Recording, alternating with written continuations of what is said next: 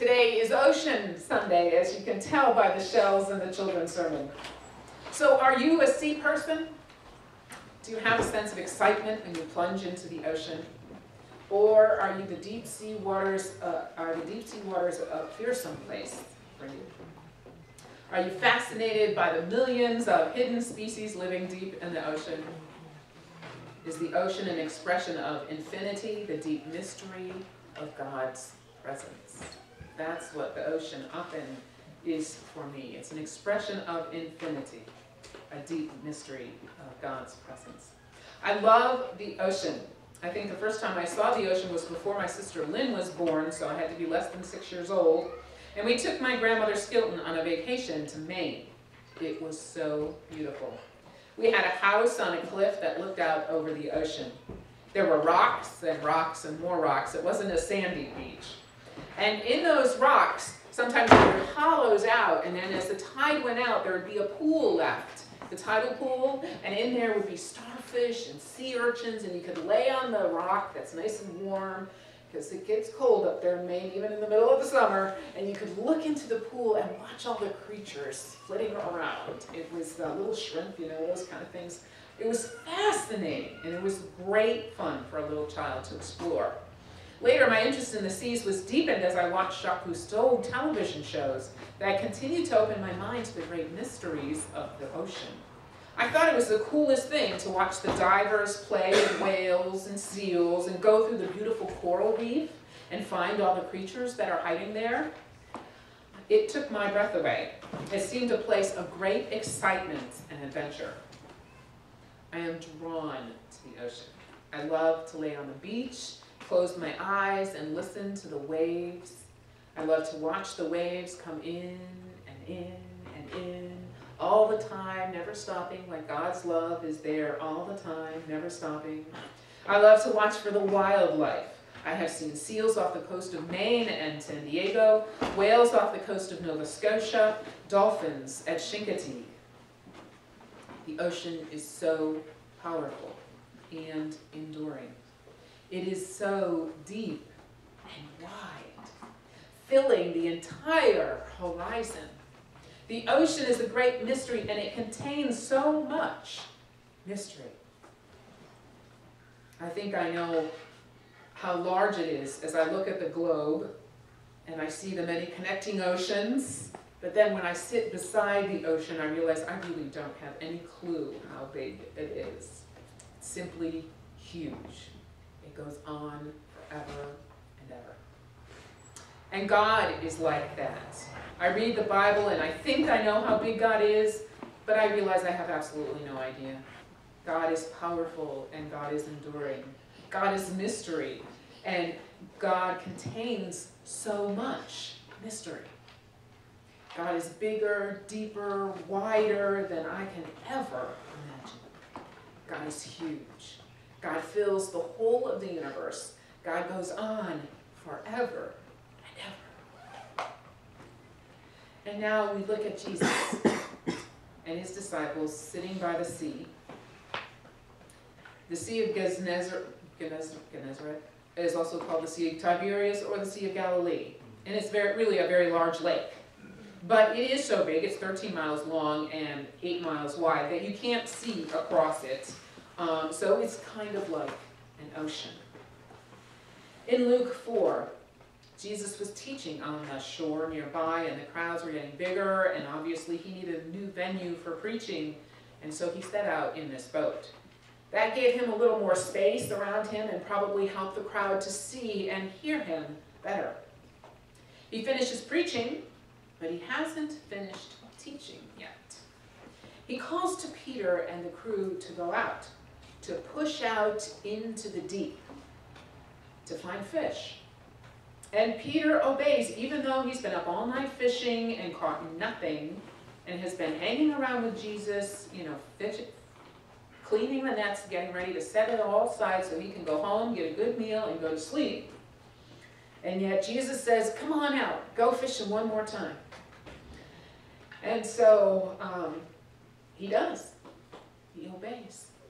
He pushes out into the deep and throws out his fishing nets, and bam, they are filled just like that. There are so many fish, they don't know what to do. How does Peter, does Peter do the dance of joy? Yes! Whoa, check this out! We're like set for life. We can put all this money in the bank and we'll live forever. No, that's not his response. He doesn't recognize he recognizes the blessing of all the fish he could dry and sell, but his mind isn't on the fish at that moment. He is awed by the mysterious Jesus who knew where the fish were and by the superabundance of this catch, 2 of those 27-foot boats. He kneels before his Lord and says, I can't, not me. I'm not worthy of this miracle. He sees God in Jesus, and he knows how sinful and unworthy he is. He responds with awe and humility to the God he sees in Jesus. But that wasn't the lesson that Jesus wanted to teach. It was a lesson of faith and obedience in spite of what the odds might appear to be. Jesus wanted to teach him, it's not about the fish, Peter, it's about people. I, Jesus, Son of God, came to teach you the love of God and the ways of God so that you can bring others to God. And so others might know and see the blessings that are there, but sometimes hidden from our eyes. Or the blessings that might take a little bit more faith and effort to receive. And Jesus says, don't be afraid. And I just wanted to read to you the very beginning of Ephesians from the Message version, because it picks up this concept of blessings. How blessed is God? And what a blessing God is. He's the Father of our Master Jesus Christ and takes us to the high places of blessing in him. And so it's all about the blessings of God and living in the blessings. And here, Peter has received a huge blessing. Not only of fish, but of understanding that this Jesus is really the Son of God. And he tells Peter, don't be afraid. Don't be afraid. Your life is going to change. Your life is going to turn upside down. You're no longer going to be fishermen. You're going to fish for people and follow me around. But don't be afraid about that. Jesus, the God, the Holy One of mystery of the deep, will be with him. We do not need to be afraid of pushing out into the deep in obedience to the God who loves us so much. We just need to be with Jesus, to want to learn more and to be ready to listen and obey, and God will do the rest. As Jesus said, come to me all who are burdened and heavy laden, and I will give you rest. Take on his yoke. The blessings may not come in our time and in our way. We may not see them the first time we look. But if we hang in there with Jesus, the blessings will be made manifest before us in very abundant ways. And isn't that the way the people of the world who don't know God react? They see a miracle, they receive a blessing, they experience the mystery of the oceans and the blessings of the earth, and they respond in their hearts, I'm a sinner, I can't handle this holiness. And then they may run away. Or they may ignore this encounter with the holy and chalk it up to fancies or dreams or hunger, because they don't know how to respond to the manifold blessings of God. And sometimes they don't even see them, or they may see it and not attribute that blessing to God. So they need a guide in their boat. They need someone telling them what to do and how to respond to the miracle. Don't be afraid. God is here and God will be with you. Hopefully those people who haven't been introduced to God and don't know God and experience these blessings and don't know what they are will find a church or a Christian friendship, someone to show them, to initiate them into the ways of seeing the blessings of God. The crowd of Jesus' day was so desperate for his good news that they were pressing in upon him, and he had to get in a boat and go out off the shore a little bit so they could see and hear him. They needed his word. They were hungry for his word. There are crowds all around us who are also desperate for the word of God.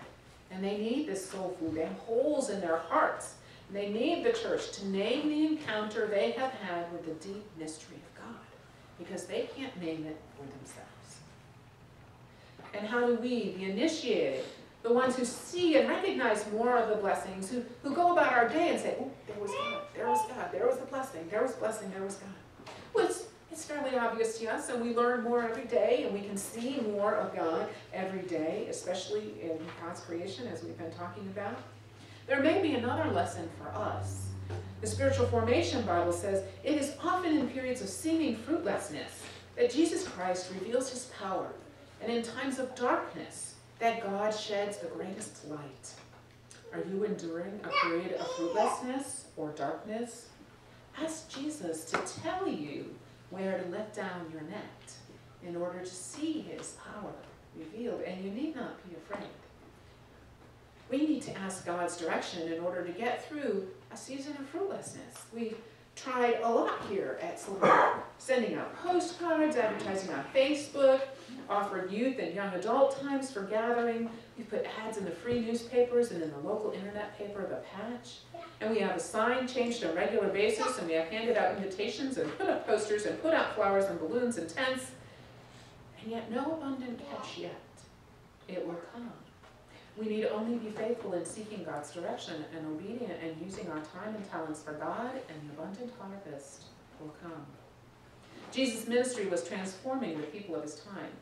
They came in droves to hear him and to know him and to experience his blessings and his miracles.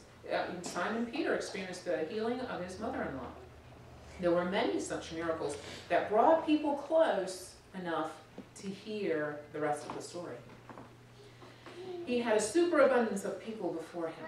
So many he had to preach from a boat so they could see and hear him. And so Peter had a superabundance of fish before him. So many that he could not fit them in his boat. And he knew that abundance and blessing came from the living God who sat with him in his boat. And he knew where the fish were, even when the expert fishermen did not. Jesus went out from the synagogue into the fields and the lakeshore to preach. He found it in it abundant reception. John Wesley found the same.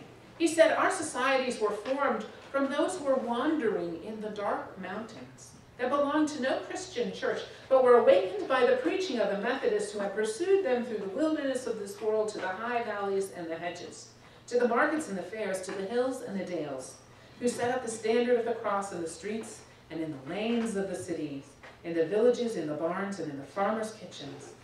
All this was done in such a way and to such an extent as never had been done before since the apostolic age.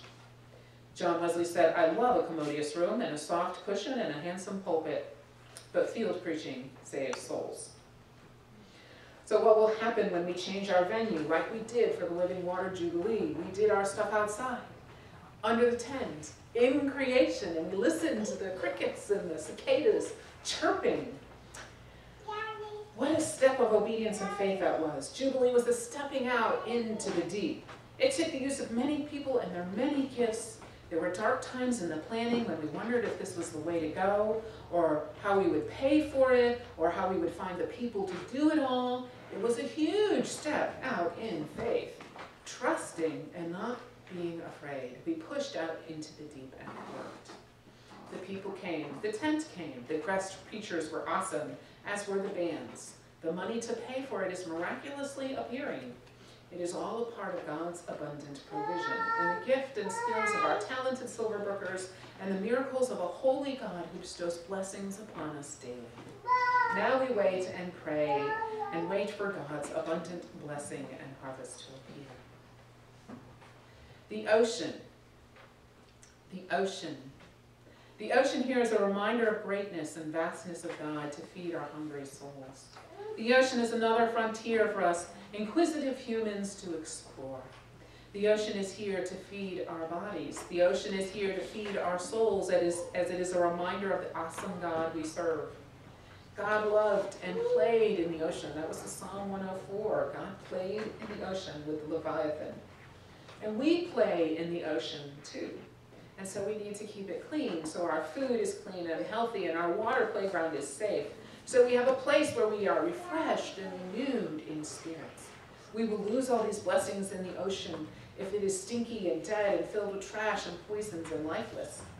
So let us continue to find ways to save the earth and take care of the planet, our home, God's playground, out of love and respect and service to this awesome, loving God who made us such a marvelous place to live. And He uses the ocean and nature to share with us the greatness of God and the wonder of Jesus in the story of Peter and the fish. My hope with this sermon series is that we would all open our eyes to the wonder and blessing of God that surrounds us every day. The wonder of God is all around us. We have seen it and talked about it in each step of our seasons of creation. We see the wonder of God in the mountains and in the living water and in the sky and in the earth and in the garden. We see God manifested to us. It is one of the places that reflect to us the blessings of God. If one walks out into the waves and stand in the ocean, you feel the waves coming over you, you are surrounded in blessing. Think of it, you're walking in God's blessing daily. Even if we're not at the ocean, we're surrounded by God's blessings. We come to church and Bible study and Sunday school to train our eyes to see God and to see God's abundant blessings all around us. We have eyes to see. If we stay focused on God, we will see the blessings and celebrate and praise God for them. We can see the blessings in our Bible, in our church community, in the world above us as we look up into the trees and the skies and the clouds and the stars. We can see God's blessings in the world beside us as we walk through the garden, see the flowers and plants, eat the good food that God provides for us. We see the people and see the animals. And we can see God's blessing in the world beneath us, in the magma and the underground water and the soil and the rock and the earth itself. We are surrounded in blessings. My hope is that this sermon series on the creation and God, the Creator, will help us to see the wonder and blessings of God every day. Not just when we're at the ocean or up on the mountain, but here, there are blessings all around us as we're walking blessings in a world of blessings surrounded by the God of blessings. Church is the sight training ground, our seeing eye dog, to help us help the blind to see the glory of God all around.